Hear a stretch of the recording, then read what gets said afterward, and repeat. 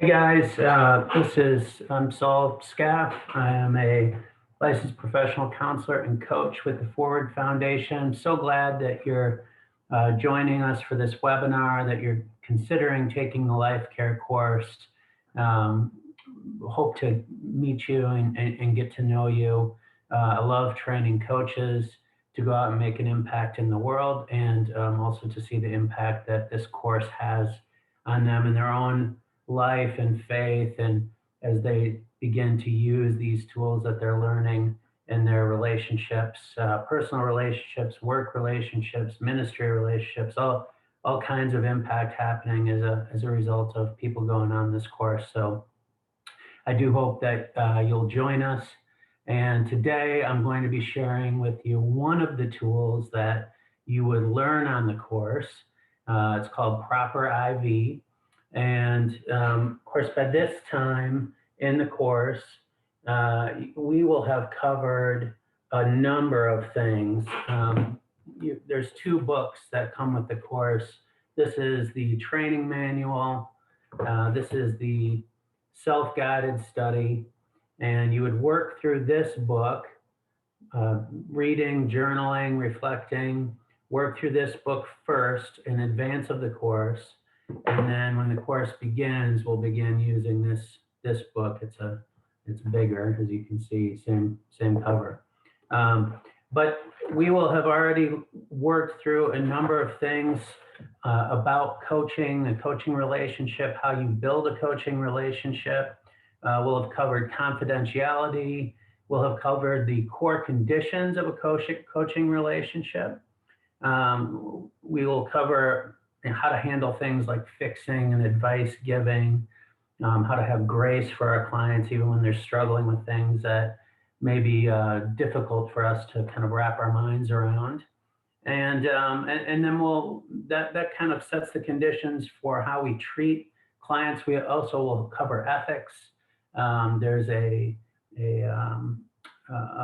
coaching ethical code that you really need to follow if you're going to become an accredited coach.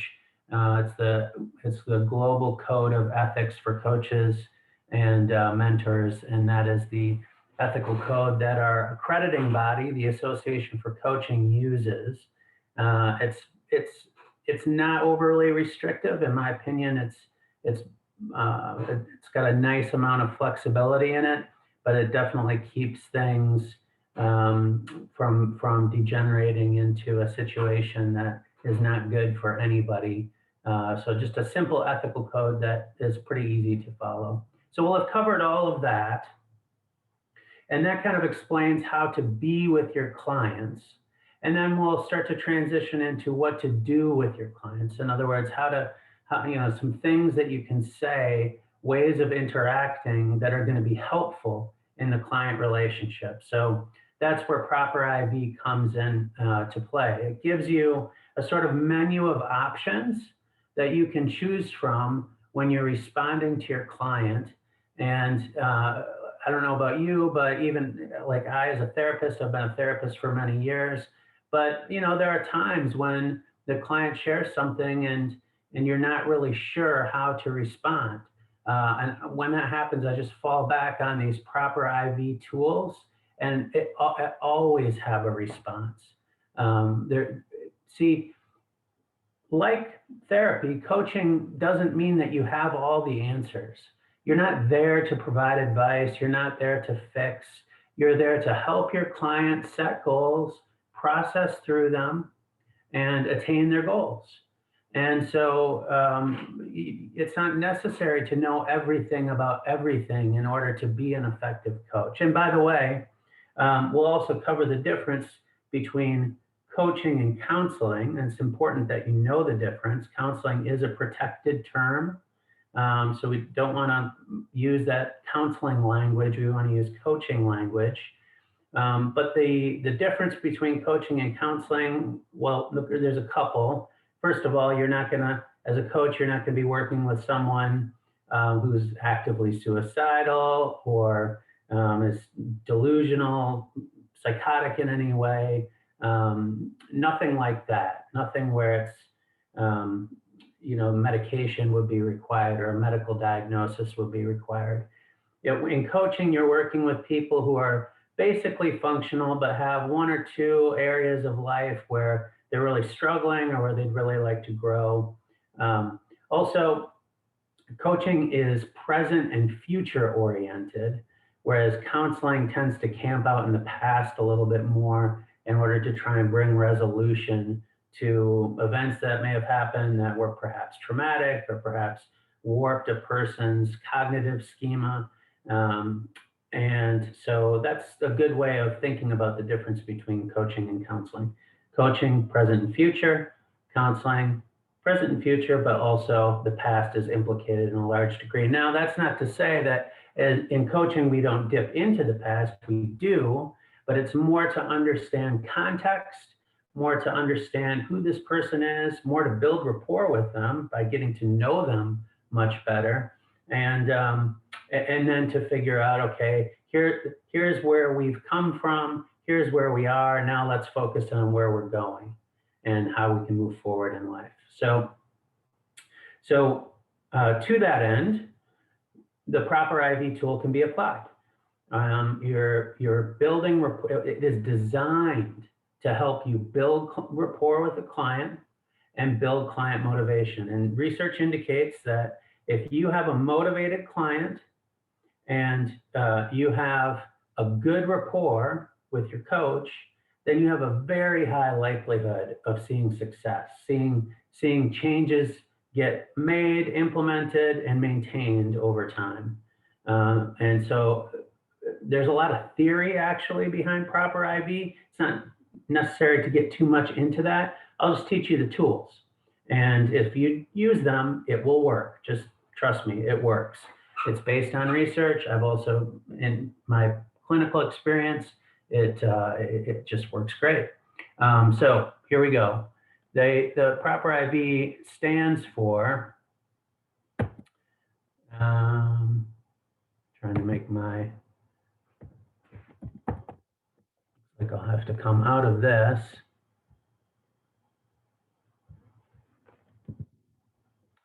Okay, let's hold on 1 second.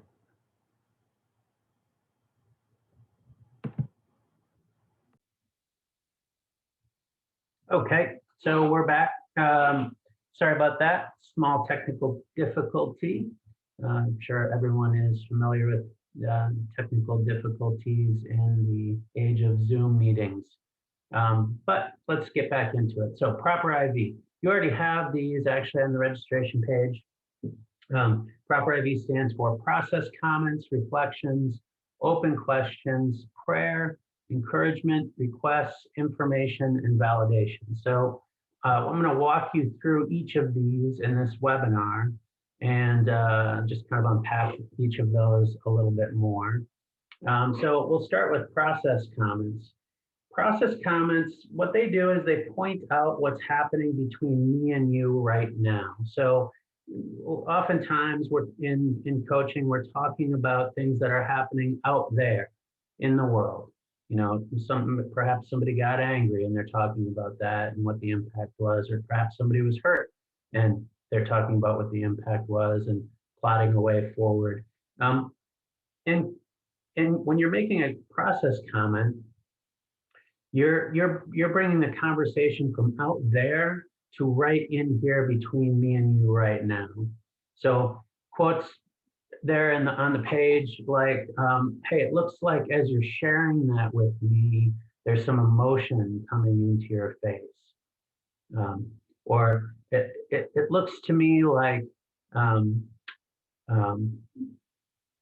know, like let's say that perhaps as they're talking, they're clenching their fists.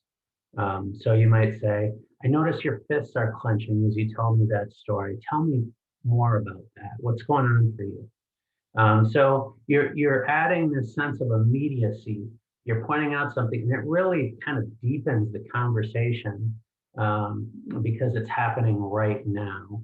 So there's a couple other quotes there. You're laughing, but that sounds like it hurt. That happens a lot, actually. I think because in our society we're taught not to talk about our pain, our struggles.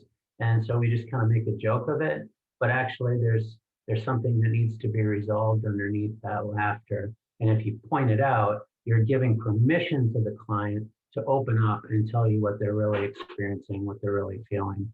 Um, there's another one. You said you had trouble relating to older men. I'm older than you. How is it relating to me? So you could see how that might be really a comment like that might be used in a situation where perhaps someone's at work in the workplace, maybe they're a little bit younger and they're having difficulty relating to an older colleague. And by working through the relationship between you and the client, that gives them a safe place to work through how to relate to someone who's older, and as I am these days, and then they can bring those learnings back into their work environment or whatever environment the relationship exists in. So that's what a process comment is, and it can be really helpful to sort of deepen and thicken the conversation between you and your clients. Okay, that's process comments. So the next one that we're going to look at is reflections. And reflections are a very versatile tool, very useful. I use them all the time. And they're really simple and easy to use. So there's a basic reflection. So if they say, oh, I went to the store today, you say, oh, you went to the store today. And that's it. You're just reflecting back in your own words what they said. Now, that may seem weird and might feel a little bit awkward, but trust me, your client will not notice. It won't feel awkward to them at all. What they'll get is that you've heard them, you've understood them, and then they're going to move on to their next point. And it just helps keep it conversational. Next type of reflection is a recap and highlight. So this is when sometimes you'll have a client who's very verbal, and they'll come in and they'll just want to share, and they'll tell you a real long story, say a 10-minute long story, 15-minute long story. I've had clients who've talked the entire time, but they tell you a long story. Now, in your coach mind, as you're listening to the story, you're trying to figure out, okay, what parts of this story are salient to the goal that the client has. And so then what you'll do is, to keep the train on the tracks, you'll recap the points of the story that are pertinent to the client's goals and sort of highlight those pertinent points. So they tell you a long story about going to the store, and then at the end, maybe let's say they have a struggle with anger. At the end of the story, it turns out they get angry with the grocery clerk. So when you recap the story, a recap and highlight of that story, and let's say it's 10-minute long story, you could sum it up by saying, geez, it sounds like you had a pretty good day. There were a couple things that happened that might have normally gotten you upset, but you were able to maintain a sense of peace and calm through all of that, and you coped well with that. But then when you got to the store, a couple things happened that you didn't expect with the grocery clerk, and that's where you really lost control of your temper. And then whenever you summarize what somebody said, you always want to check in and just say, am I getting that right? Did I hear you right? And so what you've done with that reflection is you have brought the focus right back, laser point onto the topic at hand, which is, in this example, the client has a struggle with anger and they're trying to learn to manage it. So that's a recap and highlight reflection. And when you do this, when you reflect accurately, it communicates empathy, it communicates understanding, and again, it builds rapport. Okay, so next type of reflection is meaning or feeling. This is where you're saying to the client,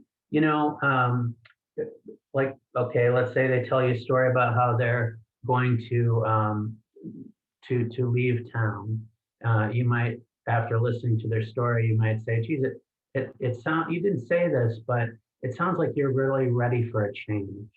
Now that would be a reflection of meaning. Or you didn't say this, but it sounds like you've been just feeling kind of bored around this town these days, and you're looking for something new.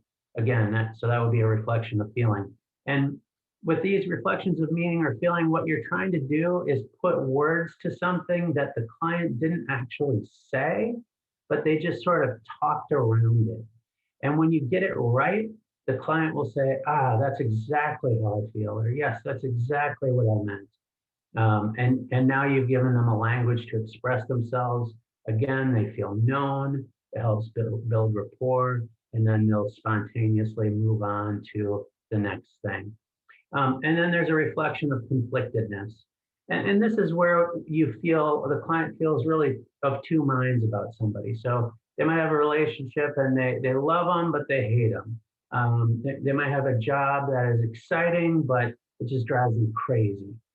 So when you can reflect this conflictedness back to the client again, they won't have quite said it as succinctly as you are putting it, but basically they start to realize, like, yes, I can feel two ways about this thing, and I am conflicted.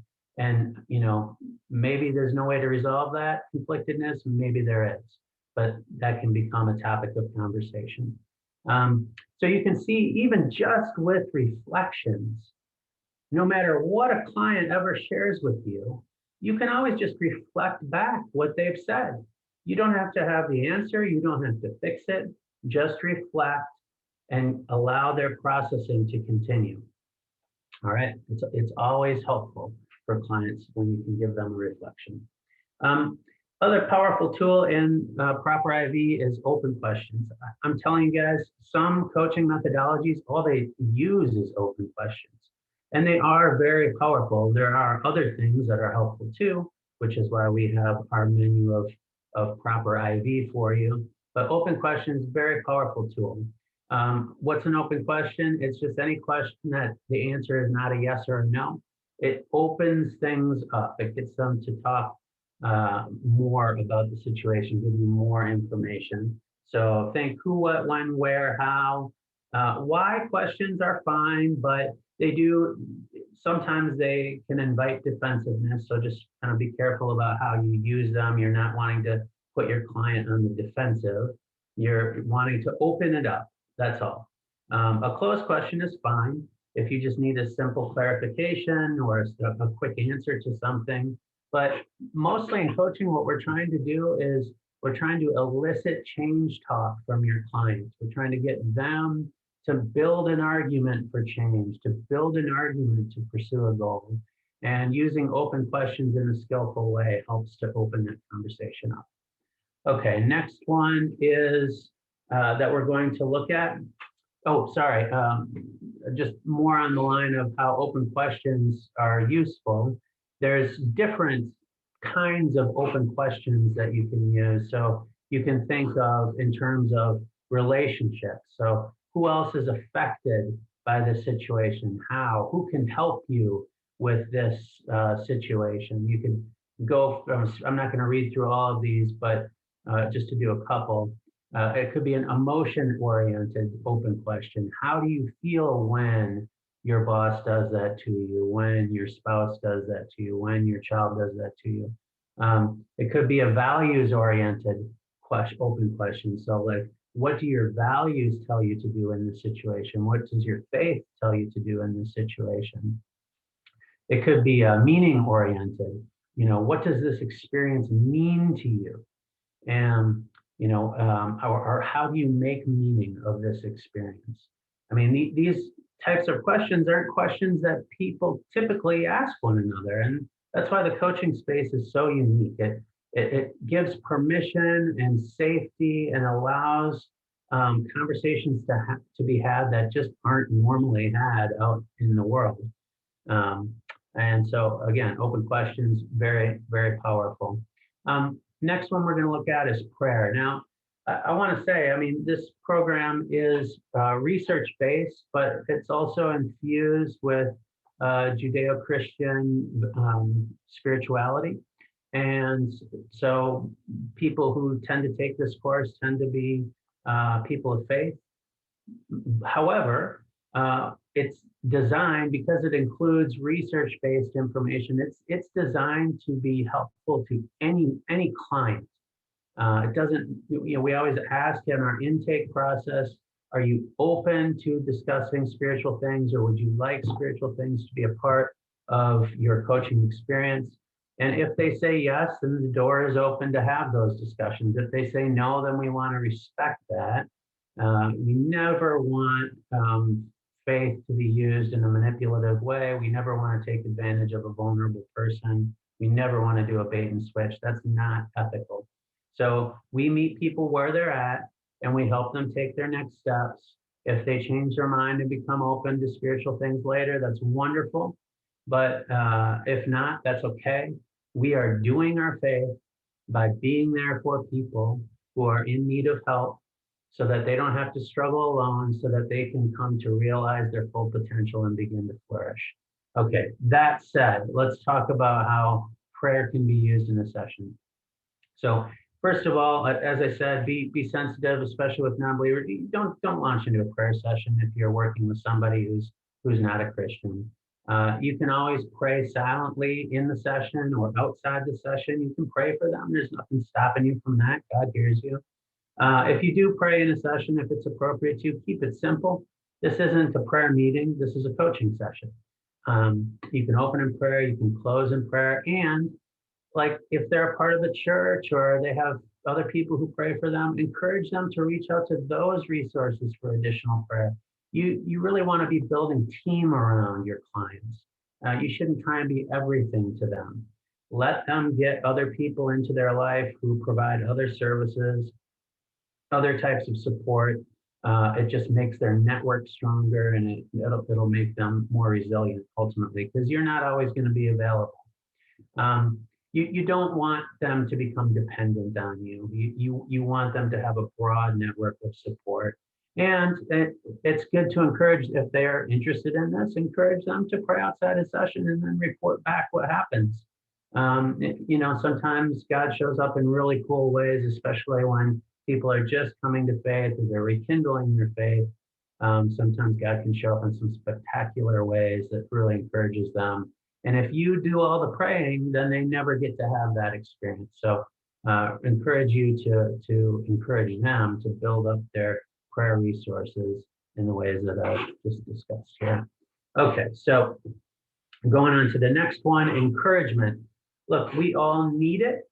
In fact, we're commanded in Scripture to encourage one another. However, encouragement can be used to shut down feelings at times. So things like, it'll be okay, stop crying, you'll be fine, it's no big deal, you can do it. Maybe there's a place for that.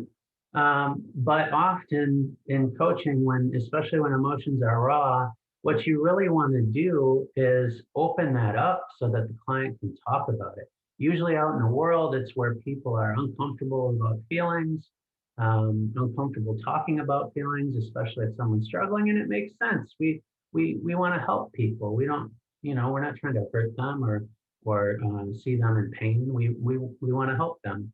But what will really help them is listening to them, allowing them to emote, allowing them to tell you why they're struggling and what's painful about this situation. And look, nobody cries forever. Okay, they're gonna open up. They're gonna get it out. It's gonna lead to deeper conversation. You're gonna be there to comfort them, and that's gonna build your rapport. And that's also maybe a new experience for them. Sometimes people come in and they don't have an environment where they can be emotionally vulnerable. So it can be a very healthy and healing experience in that regard. A great way to think about how to use encouragement appropriately is to praise progress towards client goals and healthy behaviors.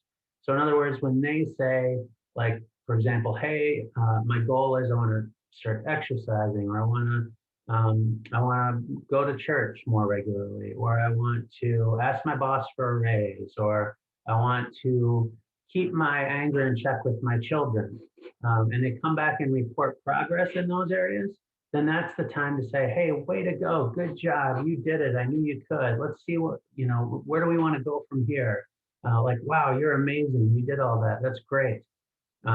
So you're encouraging them towards the goals that they have set for themselves. All right. That's a great way to use encouragement. Okay, moving on to the next part of the proper IB tool is requests. So requests are things like, tell me more about that. Put some words to that. Help me understand that. Tell me what happened. Describe that for me. So it's not a question. It's almost more like a command. It's kind of like, people have their scripts that they run in life. Somebody asks you, how's it going? They'll give them a brief answer, because we all kind of have the sense of, it's not good to go super deep with people, especially if they're just an acquaintance. And, if you have a good close friend that you can talk that way with, that's wonderful. Not everybody does. And even when you do have close friends, there's certain topics that you might not be able to discuss even with them, even with the spouse. And so when you as the coach signal that you are open to hearing more, that you are open to going deeper, that can be huge for people. When someone's telling you a story and then you can kind of see their face flush or some tears come into their eyes, and you say, it looks like there's some emotion coming up for you. Tell me more about that. So you mixed a process comment. I pointed out what's happening between me and the client right now. And then I stuck a request on the end of it. So it looks like there's some emotion coming up. Tell me more about that. And sometimes that just opens the floodgates. But whether it does or not, you're going to get more of the story. You're going to see more of the complexity, the nuance, the depth. And it really brings things to the next level. And requests are nice because, it just gets a bit repetitive to just ask question, question, question, question, question. It can start to feel like an interrogation. And so sharing a request, put some words to that, or tell me what happened. It just changes up the cadence a little bit and helps it to feel more like a natural conversation. Okay, so that is requests. Now information. Now this is a bit of a tricky one because I've already said we don't fix, we don't give advice, and that is true, but we can give information. And what's the difference? Well, when I'm fixing or giving advice, I'm telling you, here's how I think you ought to do it, and this is kind of the right way to do it. When I provide information, I'm saying, here's a resource that some people in your situation have found helpful. What do you think of it? Would this be helpful for you? In other words, I'm presenting it in an even-handed way. And I'm not attached to the outcome of whether they use this piece of information or not. It's really not relevant whether I think that the information is, the key that's going to unlock things for them or not. What's important and why is because if they're not motivated to use the information, they're not going to use the information. And so it doesn't work. We do what works in life care, and people need to find a way, a path that they're motivated to follow, that they're motivated to walk. And so we provide information. If they accept it, wonderful. If they refuse it, that's fine. Maybe we have other information we can provide. Maybe we need to search, keep searching and keep resource building until we find the right path. If you have, you might have specific information. A lot of our coaches have, they've been to college. They've often done a career for a while. So this is kind of something, coaching is something that they're doing a little bit later in life. They've got a lot of experience that they bring to the table. And so as a result, either from professional training or life experience, they may have really specific information about a particular topic, and it is fine to offer that for what it is. But again, just holding it out to them with an open hand. If they want to take it, great. If not, that's okay. You don't want to push too hard and damage your rapport and then lose your opportunity for influence at a later time. So that's how you use information, and that's how it's different than fixing or advice giving.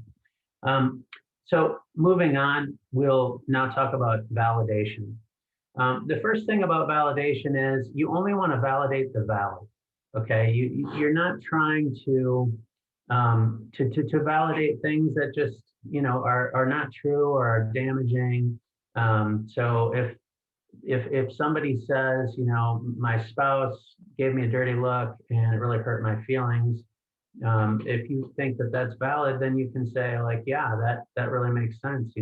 It's not nice when people that you care about treat you in a harsh way. But if they say, somebody bumped into me on the street and I was so angry, I punched him in the face. It's like, well, I'm not going to validate that. I could say, okay, you were angry. Tell me more about it. Because to me, that doesn't seem right. That's disproportionate. You can't be punching people in the face because they bump you. Um, so, so only validate the valid. What you can do is you can find the underlying principle that you can agree with. So if the guy says, "Yeah, bump me in the face," I punched him in the face, and you say, "Tell me more about that." And you say, "Oh, my dad used to always bump me." And at school I was bullied and kids would always bump me, and so it just reminded me of that. Okay, now I found something underlying here that I can agree with, which is like he was disrespected by so many people for so long, and that I can see how that sort of underlying anger might come out at a time that doesn't really match the circumstances, but this feeling of wanting to be respected, that I can understand, that I can validate. Like we all want to be respected on some level. That makes sense to me. Now, do I agree that you should then go ahead and punch somebody in the face because they bump you? Of course not. But I can validate the underlying need, you might say the God-given need for respect that all human beings have. And I can validate that, okay?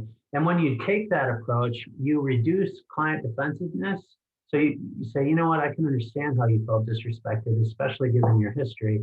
That totally makes sense to me. Let's talk about what you did in your anger. Psalms 4:4 says, be angry, but in your anger do not sin. Go lie upon your bed and meditate.